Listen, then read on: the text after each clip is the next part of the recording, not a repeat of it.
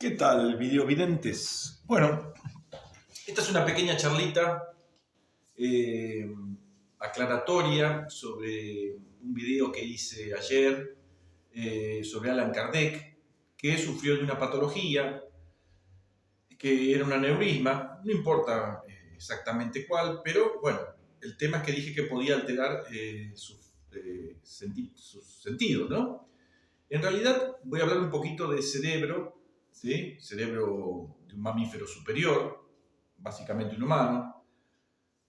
No lo tomen como algo científico, es una charla informal, ya me conocen, no soy neurólogo, no soy médico de humanos, no soy biólogo, ¿sí? Soy veterinario nada más.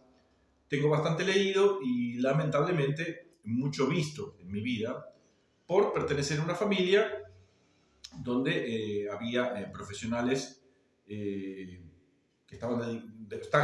algunos de ellos todavía están dedicados a la salud, digamos, psiquiátrica, psicológica. Mi padre, mi hermana, bueno, y bueno,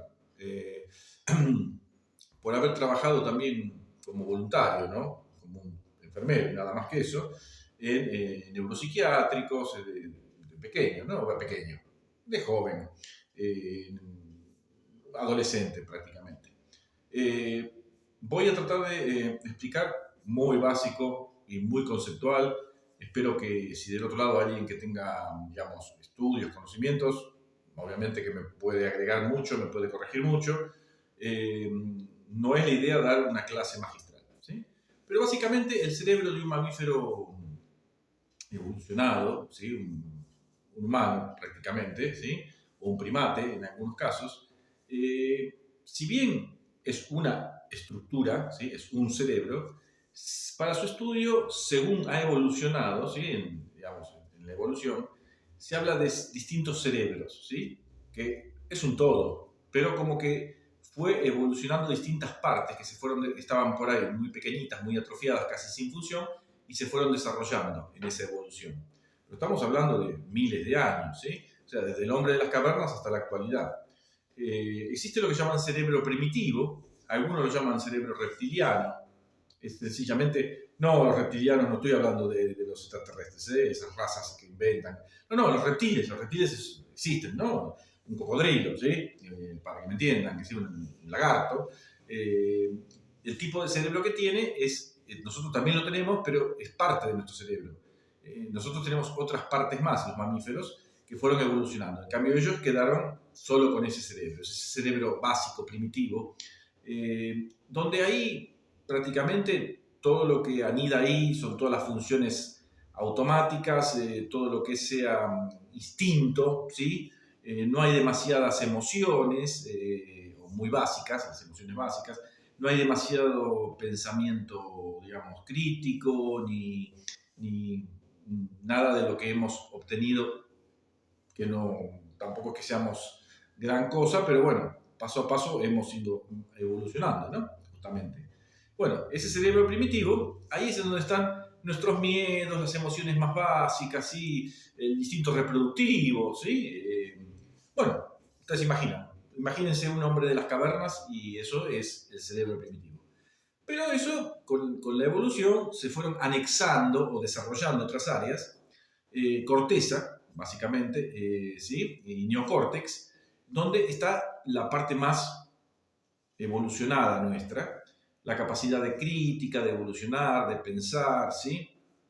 La que nos convierte en lo que somos hoy en día, desde el punto de vista de lo bueno que somos hoy en día, ¿sí? Pero ¿qué pasa? Cuando un área del cerebro se ve afectada, obviamente que hay como una especie de dominio del área más evolucionada sobre las áreas menos evolucionadas, ¿sí? Como que predomina, ¿sí?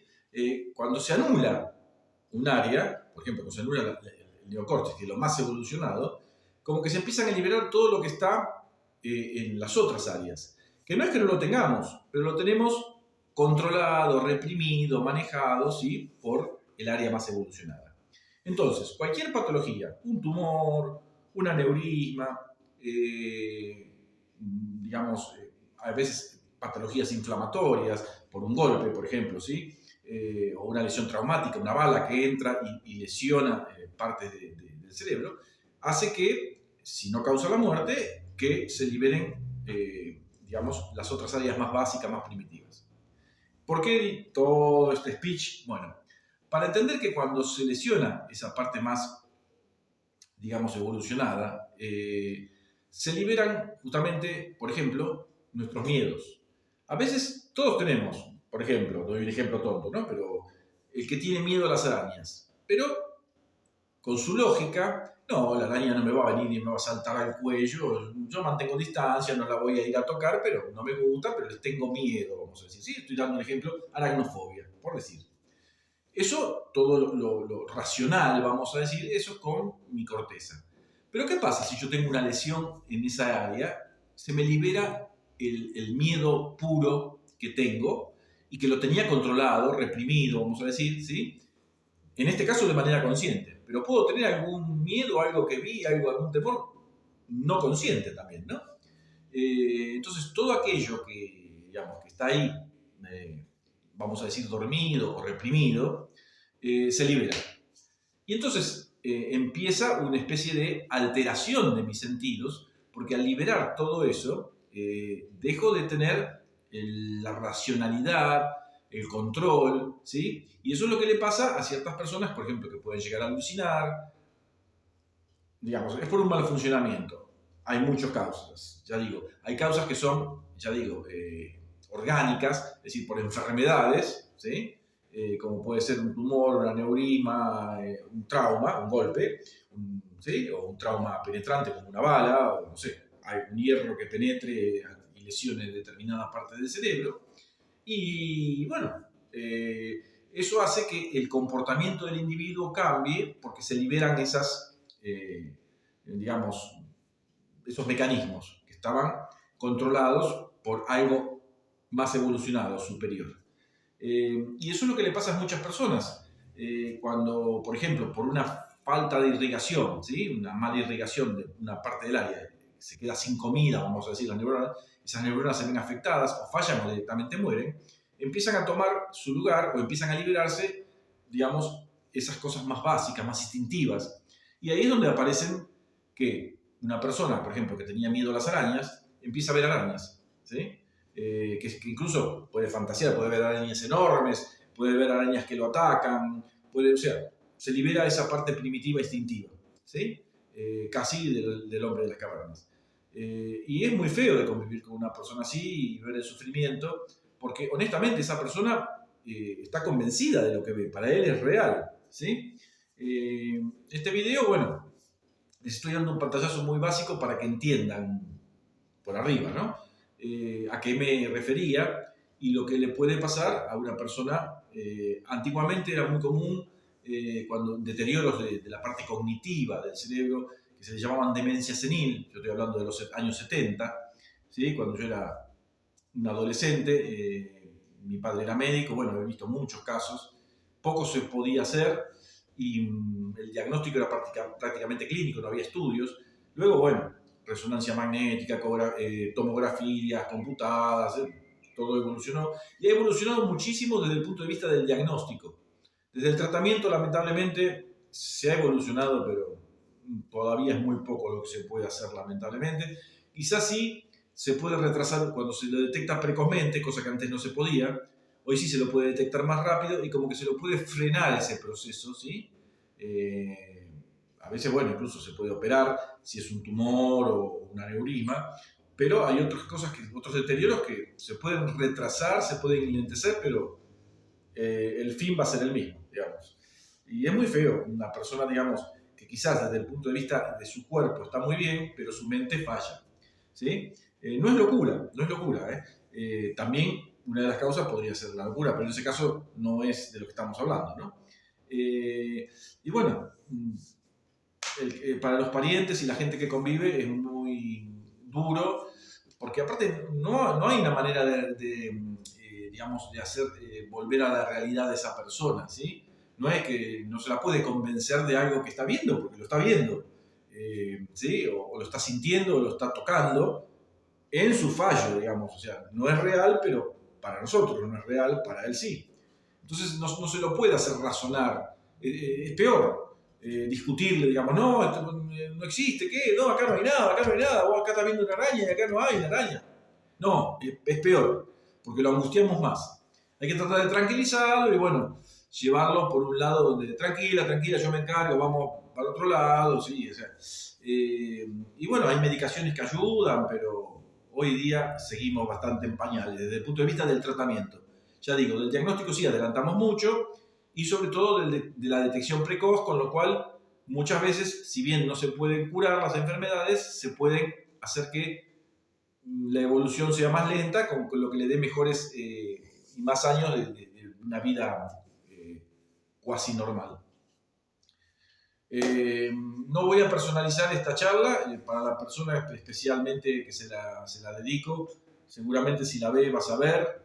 Vi un video al respecto. La verdad, yo soy un tipo duro y poco sensible, pero me tocó el video porque he vivido, no de forma personal, ya digo, he visto muchos estos casos y es triste cuando esto sucede a gente muy buena, gente que no... Esto no es cuestión de merecer o no merecer, ¿no? Pero bueno, uno lo primero que piensa es por qué le tocó a esta persona tan buena, tan... Pero bueno, es duro, es duro. Y uno no le queda más que aceptarlo y acompañarlo de la mejor manera. Por eso muchas veces digo que hay una realidad interna. Me habrán visto en algún otro vídeo quizás hablar de realidades internas, de cuando hay durante los sueños, ¿sí? Que para nosotros eso existe, es una realidad tangible, para los demás no.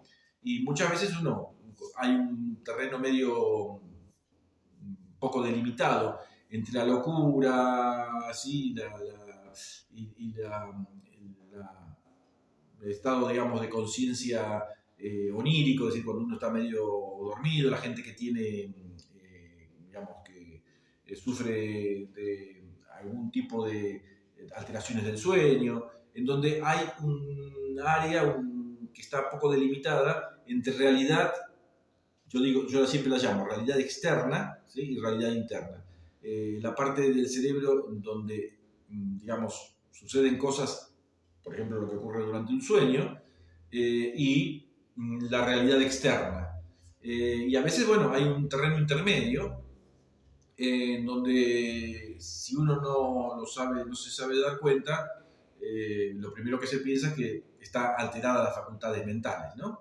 Que bueno, no está lejos de la realidad, pero no es locura, ¿sí? Puede haber alteraciones transitorias de las facultades mentales.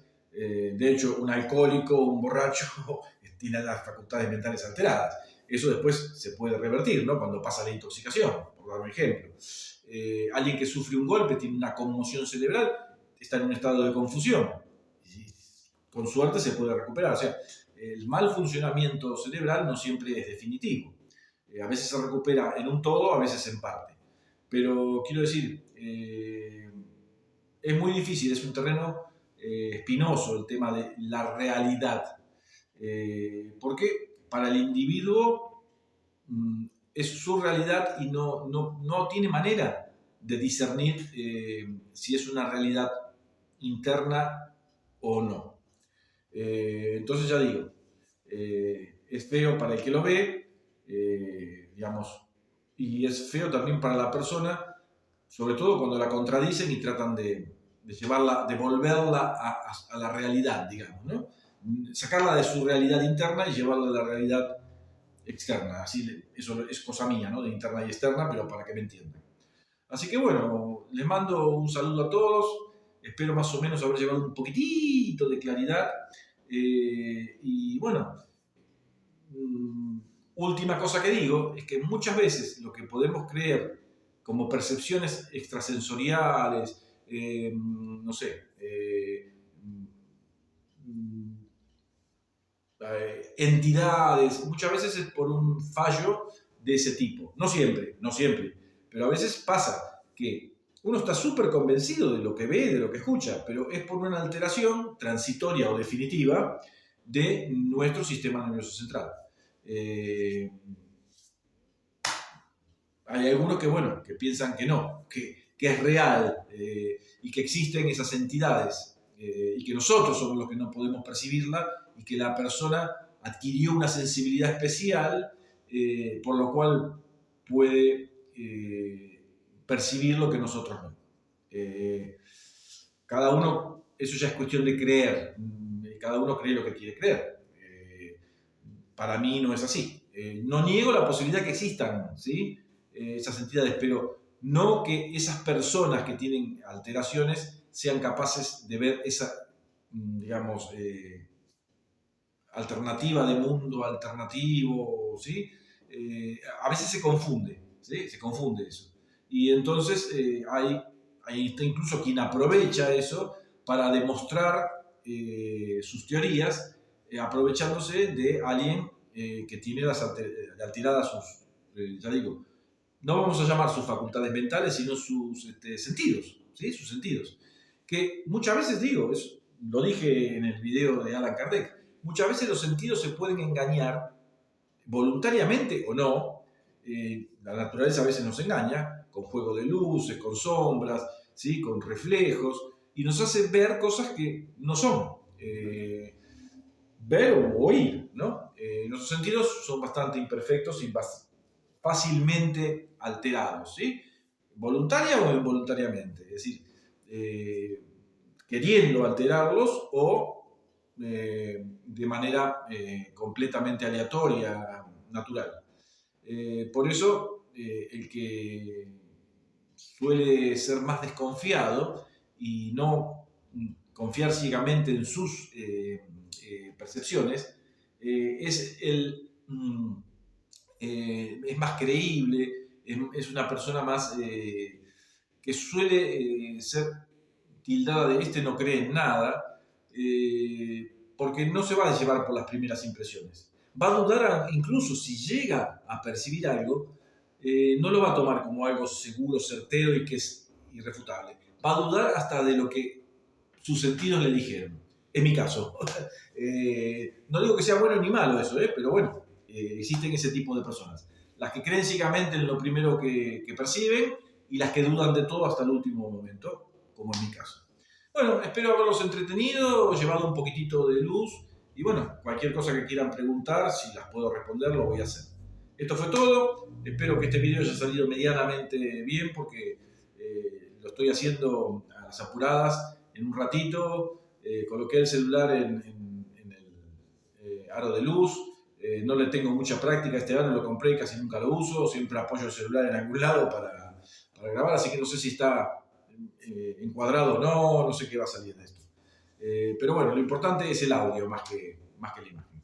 Le mando un abrazo y bueno, nos vemos en un próximo video.